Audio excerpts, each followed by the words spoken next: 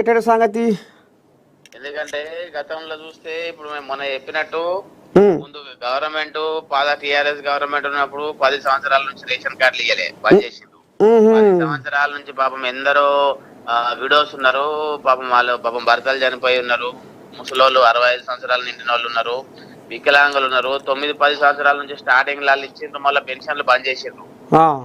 ఆ, మళ్ళా దళిత బంధు ఆ బంధు ఈ బంధు అన్నారు, ఒక 10 మందికి 20 మందికి ఇచ్చిండ్రు 10 సంవత్సరాలల్లా.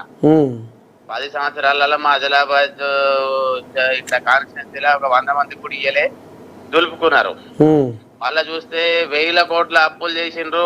ఇప్పుడు మొత్తం 6,500 నుంచి 7,500 కోట్లు ప్రతి నెల వడ్డీ కడుతున్నారు. ఉమ్, అంటే ప్రజల మీద అప్పుల భారం పెట్టిండ్రు. ఉమ్, డెవలప్మెంటా మన్ను దుబ్బ ఏం లేదు.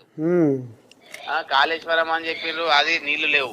ఉమ్, మళ్ళా మిషన్ భగీరథ అన్నారు, 40,000 కోట్లు పెట్టిండ్రు, దానికి ఏ ఊర్లో బకెట్ నీళ్ళు వస్తలేవు. ఉమ్, అవన్నీ ప్రజాధనం మొత్తం వృధా అయింది. ఉమ్, ఇప్పుడు కాంగ్రెస్ గవర్నమెంట్ వచ్చిన తర్వాత పాత స్కీమ్స్ అన్ని స్కీమ్లన్నీ అట్లనే యథావిధిగా ఉంచి ఉమ్, కొత్తగా ఇప్పుడు మళ్ళా మహిళలకు ఉచిత బస్సు, ఉమ్, మళ్ళా 200 యూనిట్ల కరెంటు బిల్లు మాఫు, ఉమ్, మళ్ళీ ఏం ముఖ్యంగా చెప్తే పాత టీఆర్ఎస్ ప్రభుత్వంలో ఒక్క ఉద్యోగం ఇయ్యలే. ఉమ్, ఇప్పుడు మా గల్లీలనే ఇప్పుడు ఒక 10-12 మంది పిల్లలకు ఉద్యోగం వచ్చింది. ఉమ్, మా దగ్గర నుంచి ఒక ఇంత వింత అంటే పాపం ఒక రిక్షా కూలీ అయినా ఉమ్, వాళ్ళ బిడ్డకు జాబ్ వచ్చింది, ఉమ్, టీచర్ జాబ్.